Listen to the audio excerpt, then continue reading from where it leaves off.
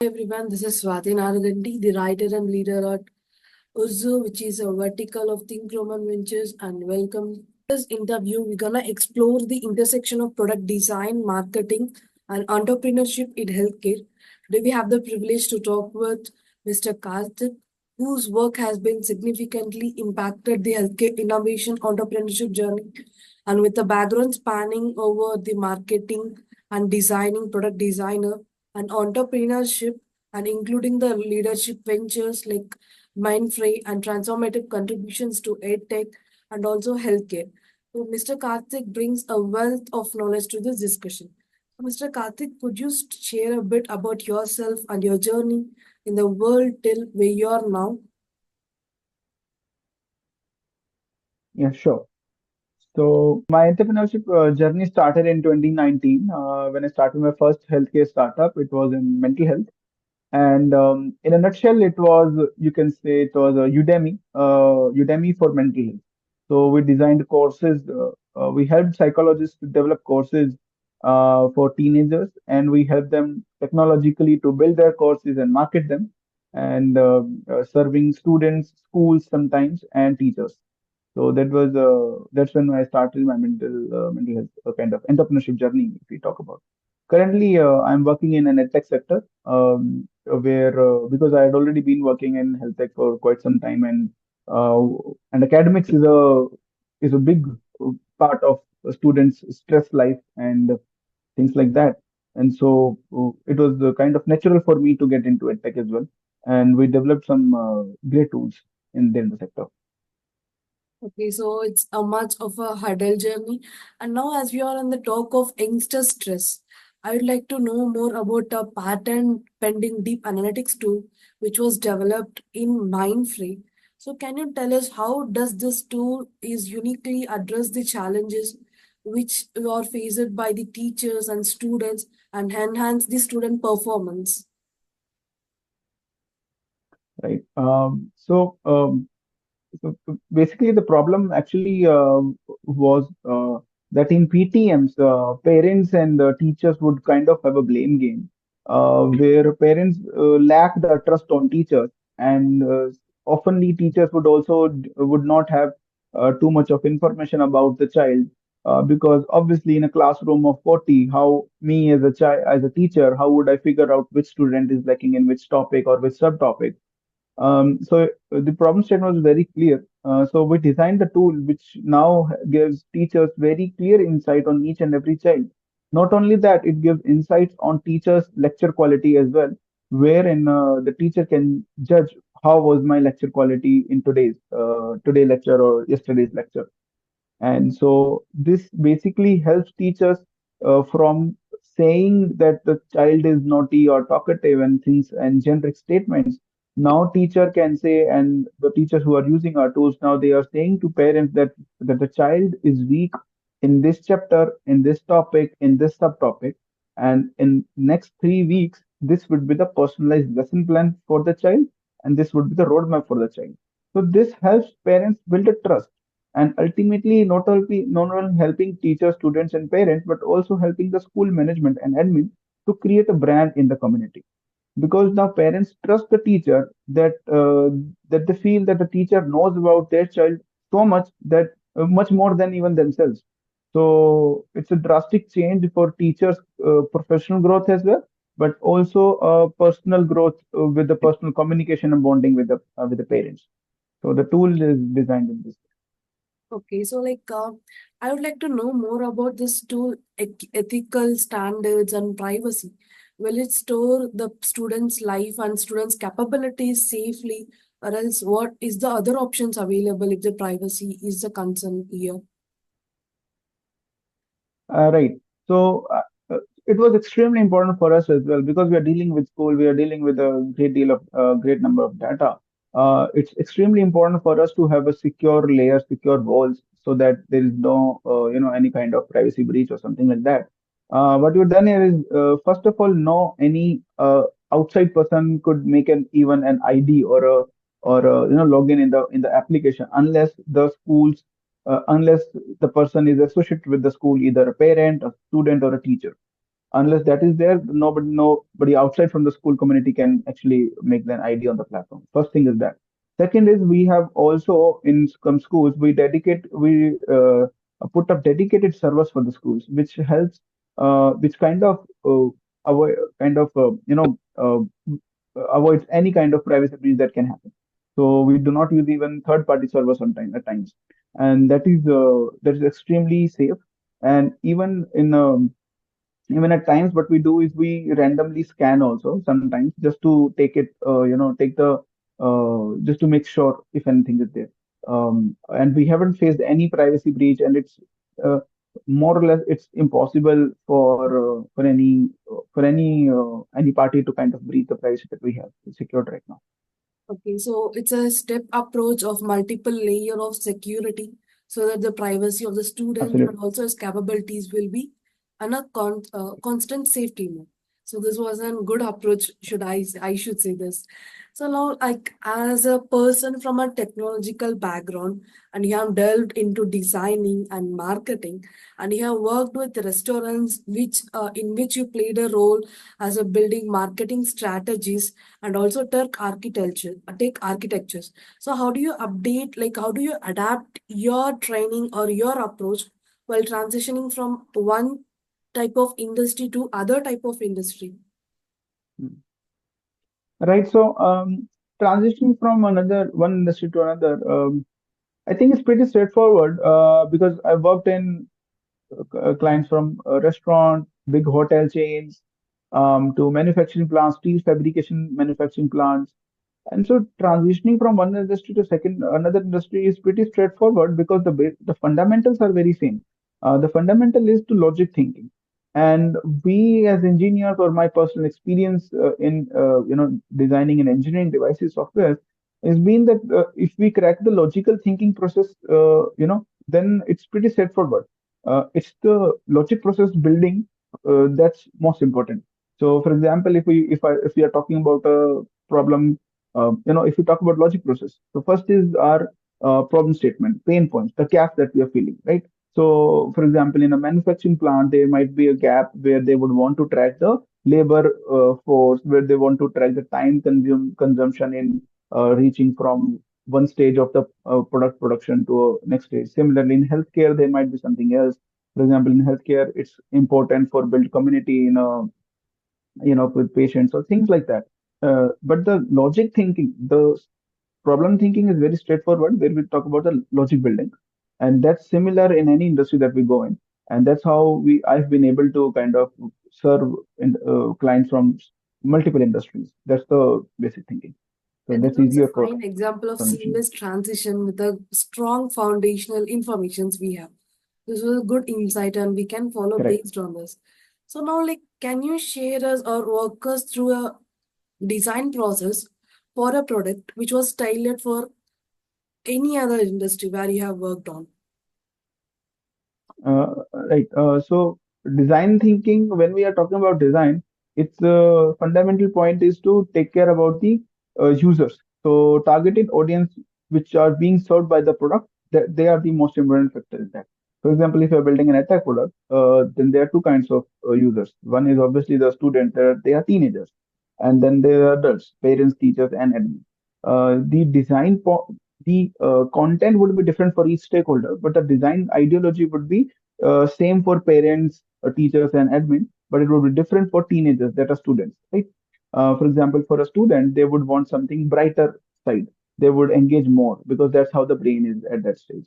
Whereas if there is someone who's above the age of 60 or 70, they might want something less of a brightness because that would irritate the eyes or something like that would happen.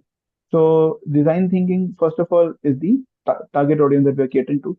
Second is obviously the innovation and the experience that we build up. For example, we designed for one hotel chain, we designed this app software where we had a kind of a game for the guest who is staying in the hotel. They would kind of swipe up to check how lazy they are. Like we ask the question like how lazy you are, and based on that, we'll give the caffeine to you, and based on that, how much you want to order. Basically, the question was how much you would want to order caffeine in a coffee. So they would just swipe up how lazy they are. So it's an interesting gamified version of the design. So that's the philosophy, design philosophy that we come up with, and comes with experience and also the innovative team that we have. So these are the pedagogy that we follow. Okay, this is a pretty much comfortable user-centric design. So to say I will be Correct. pulling up the highest amount of laziness in that app. So like, yeah. So now we have completed your technological background and marketing and designing experience. Now I want to ask you Right. about your investment experience in Swasthya, a nutritional consulting Okay. chain aligning with your Right. passion with healthcare and also wellness and also technology. So how do you see the Right. intersection between technology and wellness in this, and what made you to Right. inspire? Like, what is the motivation behind the investment? Hmm. So in Swasthya, I invested 3 years ago when I was also working in mental health domain. When working with teenagers, psychologists, and teachers, I realized that nutrition is a big deal, and nutrition impacts our lifestyle a lot more than we think about it. So Swasthya chain is about nutrition only. When I invested, my point of view was that because obviously the users would be kind of, we would need some pure data centric things where we can track every user's their calorie intake, the fat, the protein intake, and things like that. Because this helps the doctor, the nutritionist a lot. And basically serving at a much great deal of quality when we have that kind of data, and that was not available in the market when we entered. And that's when we thought that let's collect this data, and not only this data will be helpful for us but also will be helpful for governments. For example, in Bahadurgarh district, we realized that there's a higher level of one particular mineral. I think lack of that mineral. I think it was vitamin D or something like that. I'm not sure, but that came across only when we collected so much of data. And that's when we will because due to that lack of that mineral, the tooth become yellowish. So these kind of data insights helped us. That was about technology, and my interest was always in healthcare initially from initial stages. But as I met the founder Mohit, we kind of clicked it very well, and the vision that we had, we clicked it very well, and now we have grown a lot, and did that, and we are serving clients and kind of users. We have not only from India but also from Germany and USA. Uh, because they would get a much higher level of quality at a much feasible, I would say, rates. And yeah, that's pretty much it. Okay, this was a pretty much a nice insight on nutrition. When there is a robust lifestyle we do have, so we need to focus on lifestyle Right. modifications, which is a pretty most important nutrition as well. So the if nutrition Correct. can be managed, the wellness will be automatically, I think. Like, how does your marketing experience contribute effectively for effectively positioning healthcare products in this competitive marketing field? Okay. So marketing actually is less about sitting on a meta ad dashboard and things like that.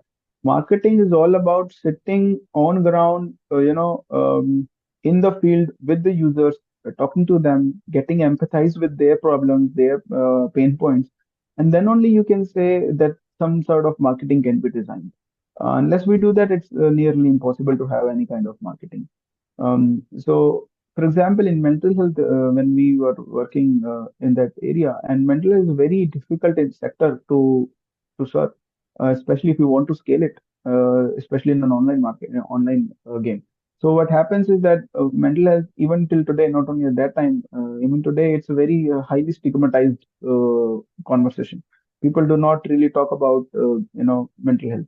And even if, for example, if I'm a father and I have a 10-year-old child, even if he or she is facing any mental health issues, I would not like to talk about it with the other parents. It's very hard for me, especially in a tier two city and tier three cities. So what we used to do was not only online marketing. We started started this dialogue around mental health. We started these workshops every month. Once a month, we would have these workshops in societies and gated societies when parents would come up. Initially, we started targeting, for example, ours was one of the initial startups that got profitable in an online mode in mental health industry. And how we were able to do was completely offline. We used to conduct these workshops on every or once every month, once in a month, with teachers only teachers, because teachers are, I believe, are the best communicators in the society. They can expand an idea very easily. So we conducted these workshops with teachers, and these teachers would invite other parents to these workshops, which are free. And so with these workshops, they would get the idea, they would get more conversation around it. And also, I was lucky to have amazing people around me who were able to contribute to the cause, psychologists and other people who were able to contribute and help conduct those workshops. So this helped a lot. And so marketing in any domain would first of all get the empathizing factor with the client, be it healthcare, be it edtech. So, for example, in EdTech, I also taught while I was in college. So it was very easy for me to empathize as a teacher. Like it's very hard for any teacher to see that this student has the potential, but me as a teacher would lack to understand a particular child. So technologically, what we developed all those tools were only after the empathizing factor, and then it's easier for us to market those products. Okay, so I would say this is Yeah, a pretty much two-way approach. Like one approach is like it's easily accessible to everyone through online mode, and they can use a right, comfortable approach in offline mode as well. So this is a pretty right. much user-friendly and user-centric approach, I would say. This is a good insight. Like, and now as you're an entrepreneur, like, how does your experience in entrepreneurship is there, and what you will be suggesting for the beginners of entrepreneurship in this field, and what they need to be very aware of? Right. So, entrepreneurship, especially at beginning, is less about building a product or building a team and things like that. Even not about leadership. It's so much about the mental barrier and breaking that mental barrier, first of all. Because coming from a middle class background, it's very hard for us or anyone from middle class background to break that mental barrier, to not get into a safe job and get into entrepreneurship. So if you are watching this and if you are someone who have taken that plunge, so kudos to that, first of all.